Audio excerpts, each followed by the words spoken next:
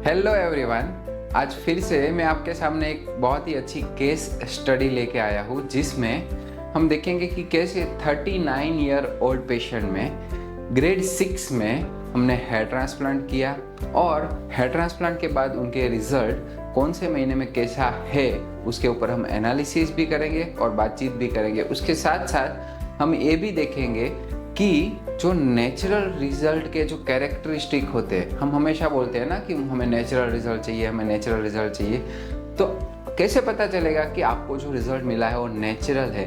तो उसके लिए मैं आपको कुछ क्लोजअप फोटोग्राफ्स दिखाऊंगा ट्रांसप्लांटेड हेयर के, कि ट्रांसप्लांटेड हेयर जहाँ स्किन से बाहर आ रहा है वहाँ पर कैसा दिखना चाहिए, ताकि आपको समझ में आए कि भाई आपको जो रिजल्ट मिला है उसकी क्वालिटी कैसी है। तो आइए शुरू करते हैं ये वीडियो। तो अभी सबसे पहले हम क्या देखेंगे कि डे 0 पे इनकी क्या सिचुएशन थी। तो जो ये 39 इयर्स ओल्ड हमारे जो पेशेंट है उनकी डे 0 पे हम देख सकते हैं कि ग्रेड 6 में थे। अभी मैं फ़िलहाल आपको फ्रंट व्यू दिखा रहा हूँ, तो पहले थोड़ा सा फ्रंट व्यू एनालिसिस करते हैं, फिर ऊपर का भी हम देखेंगे। तो फ्रंट में आप देख सकते हो कि इनका जो हेयर लाइन है वो कम्प्लीटली डिस्ट्रॉय हो गया है, मतलब कुछ है ही नहीं, वहाँ पर ऑलमोस्ट आपको फ्लैट स्किन दिख रहा है। थोड़े बहुत उनके एग्जिस्टिंग हेयर बचे हुए हैं। तो अब हम दूसरा एंगल ले लेते हैं, साइड का, लेफ्ट साइड का ये एंगल है। यहाँ से आप देखोगे तो फ्रंट का जो एरिया है वहाँ पर काफ़ी लॉस है। यहाँ पर हमें कुछ हेयर दिख रहे हैं, अगेन क्राउन में थोड़ा सा लॉस है। ऊपर का एंगल हम देख लेते हैं एक बार, ताकि आपको समझ में आए कि ग्रेड 6 क्या होता है, ग्रेड 5 से 6 की साइड जाना क्या होता है। तो यहाँ पर आप देख सकते हो कि इनका जो हेयरलाइन से लेके, यानी कि यहाँ से लेके यहाँ तक का जो एरिया है ये कम्प्लीटली यहाँ पर डैमेज हो चुका है। यहाँ पर अगर हम परसेंटेज की बात करें तो हेयर की जो डेंसिटी है वो ये मिडल वाले एरिया में 15 to 20% है, और ये सब बाकी का जो एरिया है यहाँ पर लेस देन 10% है हेयर, नेचुरल हेयर की डेंसिटी। तो इस तरह की अगर आपको सिचुएशन है तो आपको हेयर ट्रांसप्लांट का प्लानिंग कैसे करना चाहिए, इसके बारे में हम डिटेल में डिस्कस करेंगे। उससे पहले हम ये डिस्कस करते हैं कि अगर ऐसी सिचुएशन में, इनके केस में अगर हमें हेयरलाइन प्लानिंग करना है तो इनका हम हेयरलाइन प्लानिंग कैसे करेंगे। तो पहले हम ये फोटो पे आ जाते हैं फिर से। देखिए, बेसिकली जब किसी का जो फेस है वो राउंड शेप में है और ठीक जो वाइडनेस है फेस की वो ज़्यादा है, तो ऐसी सिचुएशन में फोरहेड की भी एक पर्टिकुलर प्रोपोर्शन मिलना चाहिए। आइडियली प्रोपोर्शन का रूल ये है कि आपकी जो चिन है, आपका जो चिन है और आपकी जो टिप ऑफ द नोज है, इसको एक एरिया माना जाता है, और टिप ऑफ द नोज से आपका जो मिडल ऑफ द आईब्रो यानी कि ये वाला पोर्शन है, इसको एक एरिया माना जाता है। अब आपको मेक श्योर करना है कि आपके जो दोनों प्रोपोर्शन है उससे आपके फोरहेड की साइज बड़ी होनी चाहिए। अगर उससे वो फोरहेड की साइज छोटी हो जाती है तो आपका जो हेयरलाइन है वो डेफिनेटली अननेचुरल लगेगा। तो ऐसा आपको, अनलेस कि आपको नेचुरली आज की तारीख में, पहले नहीं, आज की तारीख में आपकी हेयरलाइन नीचे है नेचुरली, तो ही आप छोटा फोरहेड लेके हेयरलाइन प्लानिंग करवा सकते हो। आप ऐसा नहीं बोल सकते कि भाई मैं 20 साल पहले मेरी हेयरलाइन यहाँ पर थी, इतनी नीचे थी, तो मुझे आज हेयर ट्रांसप्लांट में भी इतना नीचे ही हेयरलाइन करके दो, क्योंकि वो नेचुरली थी इसलिए वो अच्छा लगता था। हेयर ट्रांसप्लांट करके आप नीचे, इतना नीचे हेयरलाइन लेके आओगे तो वो अच्छा नहीं लगेगा, वो अननेचुरल, 100% अननेचुरल लगेगा। तो इन ऐसी जब आपको सिचुएशन है, अगर आपका फेस का शेप ऐसा है और अगर आप ग्रेड 6 में हो, तो आपकी प्रायोरिटी ये होनी चाहिए कि आपकी जो हेयरलाइन वो हो सके उतना ऊपर जाए, फोरहेड को बड़ा बनाए, क्योंकि जितनी ऊपर आपकी हेयरलाइन जाएगी उतने आपको, आपकी ग्राफ्ट को रिक्वायरमेंट आपकी कम रहेगी। तो इनकी सिचुएशन में हमने कुछ सीगुल शेप में हेयरलाइन प्लान किया था।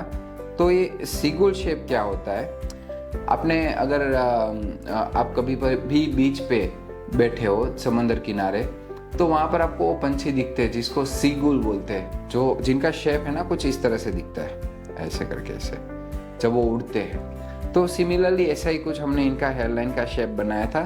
तो यहाँ पर आप देख सकते हो कि अगर हम जब फ्रंट से देख रहे हैं तो उनकी जो हेयरलाइन का शेप है वो सीगुल शेप में आ रहा है, यानी कि ऐसे, राइट। तो ऐसे, हाँ अभी सही लगा ना। ओके, तो ये उनका हो गया फ्रंट का लुक, ये हो गया उनका साइड का लुक। तो बेसिकली उनके नेचुरली टेम्पल्स यहाँ पर है, ये उनके टेम्पल्स है नेचुरली। तो हमने क्या किया कि जो हेयरलाइन यहाँ से आ रही है उसको अच्छे से इसके साथ मर्ज कर दिया, तो वो जो एम शेप बनता है वो बन जाता है। अब हम आ जाते हैं ये साइड, अगेन यहाँ पर भी उनके जो नेचुरली टेम्पल्स है वो कुछ इस तरह से, जिसके साथ हमने जो हेयरलाइन है उसको कनेक्ट कर दिया है। अब हम आ जाते हैं ऊपर। अब यहाँ पर आप देख सकते हो कि हमने अप्रोक्सीमेटली इतना एरिया जो 9 सेंटीमीटर के आसपास का एरिया रहेगा उतना मार्क किया हुआ है इनके फर्स्ट सेशन के लिए।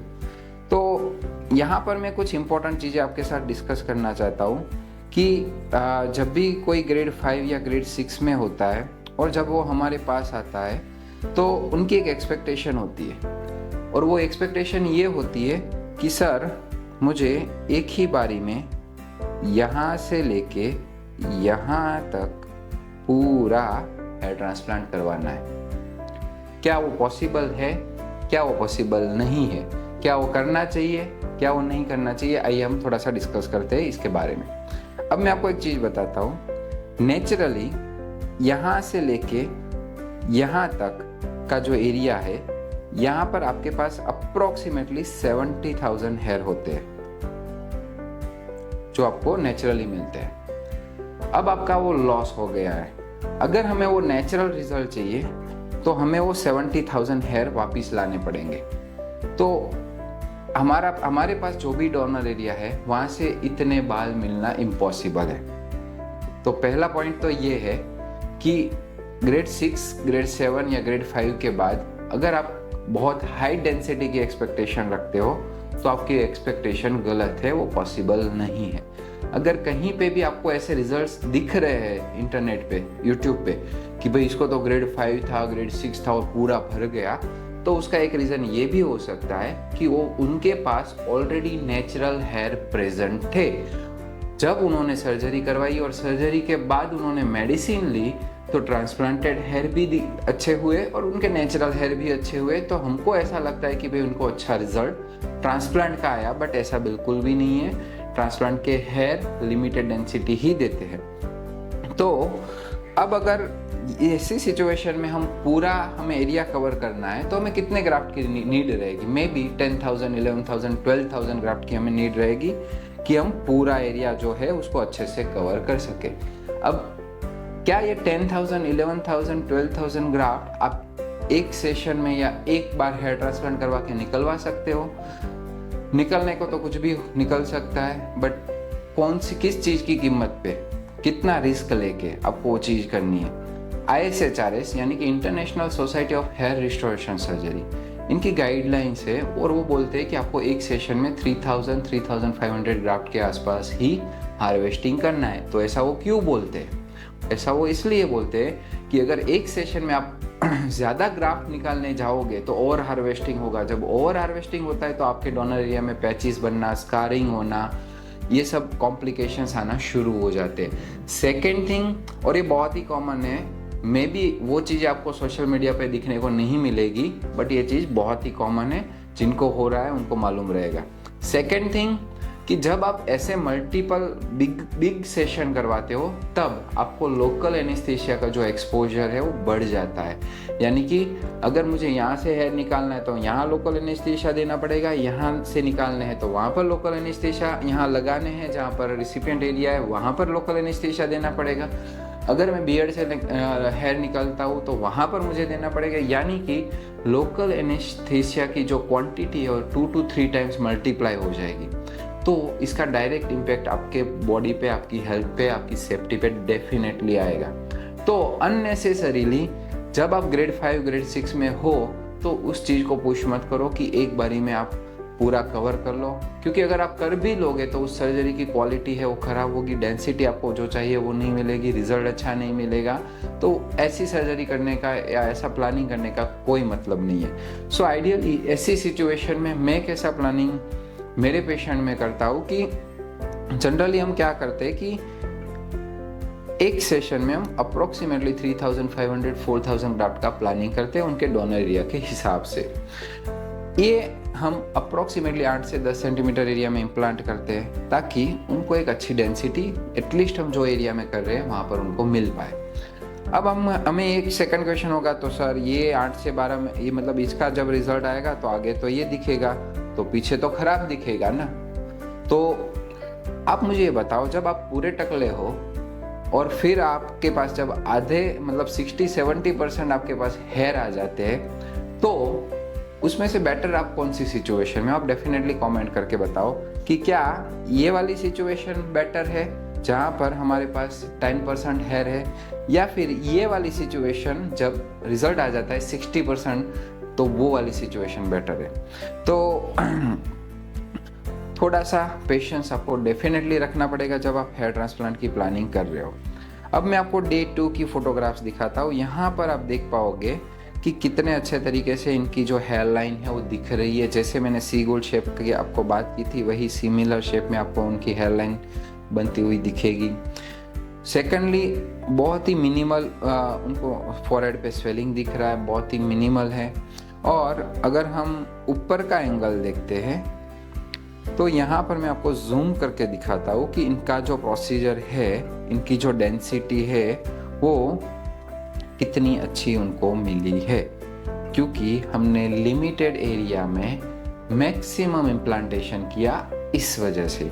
सेकेंड थिंग कि आप क्लेanलीनेस देखिए प्रोसीजर की। मैं आपको क्लेanलीनेस इसलिए दिखाता हूँ क्योंकि यहाँ पर से ही कुछ चीज़ें आप जज कर सकते हो कि आपका प्रोसीजर कैसा हुआ है। जब आपका प्रोसीजर नीट एंड क्लीन दिख रहा हो, इसका मतलब कि सर्जरी में यूज़ की गए इंस्ट्रूमेंट, टेक्नोलॉजी अच्छी थी, अच्छी क्वालिटी की थी, अच्छे लेटेस्ट थी। सो जब यूज़ किए जाने वाले इंस्ट्रूमेंट ब्लंट होते, अच्छी क्वालिटी के नहीं होते, शार्प नहीं होते, तब स्कारिंग ज़्यादा होती है, डैमेज ज़्यादा होता है, जिसकी वजह से ब्लड बहुत निकलता है और वो जो ब्लड है वो ब्लड क्लम्प्स बन जाते हैं। तो यहाँ पर आपको आप देखोगे तो ऐसे कोई ब्लड के क्लम्प्स या क्लॉट्स या ऐसी कोई चीज़ नहीं दिखेगी जिससे आपको पता समझ में आए कि भाई लो क्वालिटी हुई है। तो यहाँ पर आप इवन एक एक ग्राफ्ट को आप कैलकुलेट कर सकते हो, इतना नीट एंड क्लीन तरीके से हमने इम्प्लांट किया हुआ है। मान लो यहाँ पर अगर मैं गिनता हूँ तो 1 2 3 4 5 6 7 हम इजीली गिन पा रहे हैं, राइट। फ्रंट पे आप देखोगे तो बहुत अच्छे से इनको जो डेंसिटी है वो प्रोवाइड की हुई है। काफ़ी अच्छे तरीके से हम फ्रंट लाइन जो हेयर लाइन होती है उसको डिज़ाइन करते हैं ताकि जब आपका रिजल्ट आए वो मैक्स टू मैक्स नेचुरल दिखे। ये डे 7 की फोटोग्राफ है। आप यहाँ पर देख सकते हो ऑलमोस्ट उनका जो स्वेलिंग है वो जा चुका है और एकदम नॉर्मल हो गया है। यहाँ पर आप कुछ क्रस्टिंग देख पाओगे ऊपर के एरिया में, ऊपर की फ़ोटो में देखते हैं ताकि हम अच्छे से देख पाए। बाय द वे हम वीडियो के अंत में नेचुरल रिजल्ट के बारे में कुछ बात करेंगे और डोनर एरिया भी देखेंगे कि सर्जरी के बाद इनका डोनर एरिया कैसा है। तो यहाँ पर आप देख सकते हो कि ऑलरेडी क्रस्टिंग हो चुका है। तो डे 7 के बाद हम डे 8 में हेयर वॉश करने का पेशेंट को रिकमेंड करते हैं ताकि ये जो ब्लैक कलर की क्रस्टिंग जो लगी हुई है वो वहाँ से हट जाए।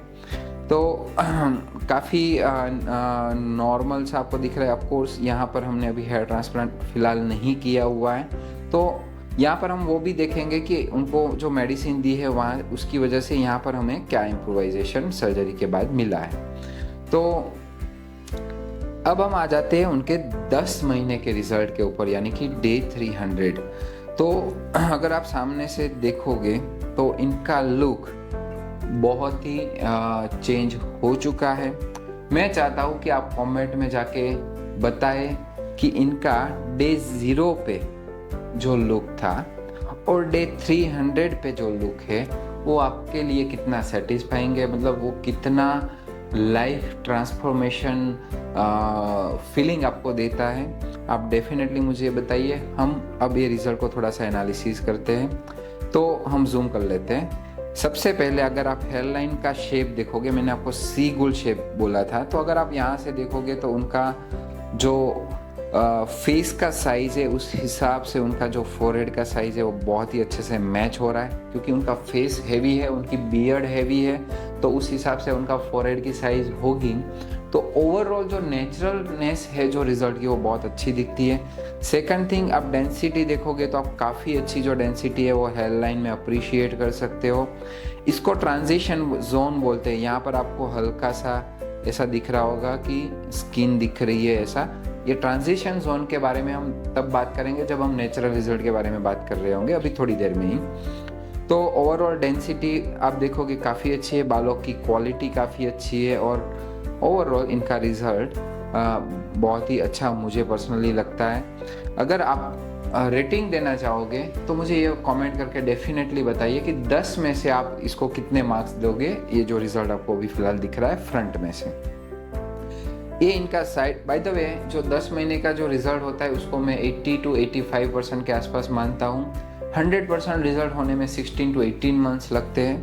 तो ऑब्वियसली अभी 300 डेज हुए, थोड़ा और टाइम जाएगा तो हमें अच्छा ग्रोथ देखने को मिलेगा। अगर आप लेफ्ट एंगल में देखोगे तो इनकी जो हेयर लाइन है वो बहुत अच्छे से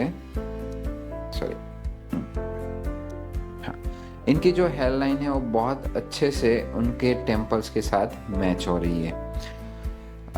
अब हम ऊपर से देख लेते हैं कि कैसा सिचुएशन है। तो यहाँ पर आप देख सकते हो कि 10 महीने के बाद उनकी जो डेंसिटी है वो काफ़ी अच्छे से इम्प्रोवाइज हुई है। ये वाला एरिया वो है जहाँ पर हमने हेयर ट्रांसप्लांट किया है। ऑब्वियसली आपको थोड़ा सा स्किन बीच में गैपिंग दिख रही है और उसका रीज़न ये है कि कुछ ऑयल या पानी कुछ लगा हुआ है, तो उसकी वजह से सारे जो बाल हैं उनके एक दूसरे के साथ चिपक गए। ड्राई हेयर में आप देखोगे बहुत ही अच्छा दिखेगा, नेचुरल दिखेगा। क्राउन एरिया की अगर मैं बात करूं तो ये मेडिसिन की वजह से हम देख सकते हैं कि यहाँ पर लेस देन 10% ग्रोथ था, जिसको हम मेडिसिन की वजह से इम्प्रोवाइज करके समवेयर अराउंड 25-30% तक लेके आए हैं। अब इनके 10 महीने हो गए तो हम एनी टाइम पेशेंट बाहर रहते हैं, ऑस्ट्रेलिया में रहते हैं, तो वो जब भी इंडिया आएंगे हम डेफिनेटली क्राउन एरिया के लिए इनका प्लानिंग करेंगे। अब हम ये हो गया हमारा रिजल्ट का एनालिसिस। अब हम आ जाते हैं नेचुरल रिजल्ट के ऊपर। तो जैसे मैंने आपको बताया कि हम क्लोजअप लुक, इनके रिजल्ट का क्लोजअप लुक देखेंगे कि भाई क्लोजअप में इनको जो रिजल्ट मिल रहा है वो कैसा नेचुरल दिखता है। कोई भी रिजल्ट नेचुरल लाने के लिए, नेचुरल दिखने के लिए उसको नेचर के साथ मिमिक करना पड़ता है। मतलब कि ये मैं जूम करके आपको दिखाता हूँ, ये बहुत ही इनका क्लोजअप व्यू है।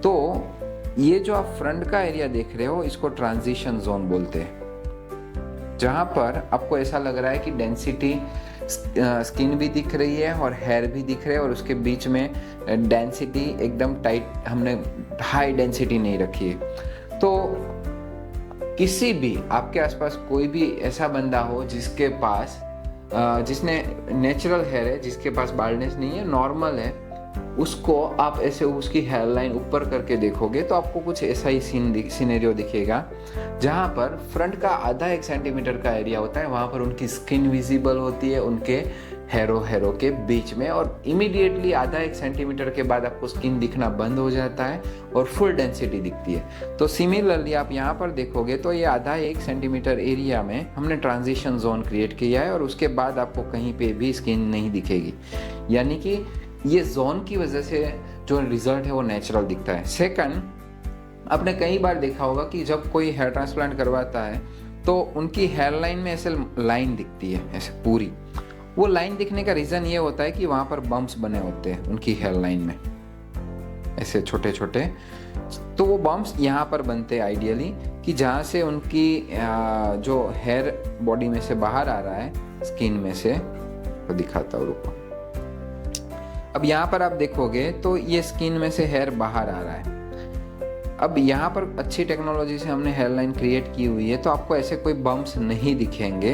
अगर कहीं पे एक आधा दिख जाता है तो मैं आपको ढूंढ के दिखाता हूँ। चलो, ये वाले सिचुएशन में तो हमें ऐसे कोई बम्प्स नहीं दिख रहे जूम में। अगर कोई और फोटो में दिखेंगे तो मैं दिखाऊंगा। बट जिनका रिजल्ट अननेचुरल दिख रहा है उनके केस में बहुत ही कॉमन होता है, जहाँ पर लाइन में ये हेयर जहाँ से स्किन में से बाहर आ रहा है ये वाले एरिया पे ऐसे छोटे छोटे बम्प होते हैं स्किन के ऊपर, उसकी वजह से वो जो रिजल्ट है वो अननेचुरल दिखता है। तो यहाँ पर आप काफ़ी अच्छे से देख पा रहे हो कि ऐसे कोई स्किन का टेक्सचर बहुत स्मूथ है, ट्रांजिशन जोन क्लियर है। और थर्ड थिंग, हमने सारे जो फ्रंटल हेयर लाइन में हेयर लगाए वो सिंगल हेयर फॉलिकुलर यूनिट वाले हेयर लगाए, जिसकी वजह से ये जो रिजल्ट है वो बहुत ही नेचुरल दिख रहा है। अगर हम लेफ्ट, ये हमारी राइट साइड का एंगल है, यहाँ पर आप देखोगे बहुत ही ज़बरदस्त इनका जो ट्रांजिशन जोन है वो क्रिएट हुआ है, और ये जूम करके दिख रहे हैं इसलिए हमें ऐसा दिख रहा है। अगर आप यही चीज़ को दूर से देखोगे और हेयर जब उन्होंने कॉम किया है वैसे देखोगे तो बहुत ही अच्छा दिखता है, ऑलमोस्ट वो ऐसा ही नेचुरल लाइक आपको दिखेगा। यहाँ पर आप अच्छे से अप्रिशिएट कर सकते हो कि कैसे हमने एक एक हेयर लगाया हुआ है, एक एक रूट में एक एक हेयर लगाया हुआ है। अगेन ये दूसरी साइड का क्लोजअप एंगल है लेफ्ट साइड का, तो यहाँ पर भी आप सेम चीज़ अप्रिशिएट कर सकते हो।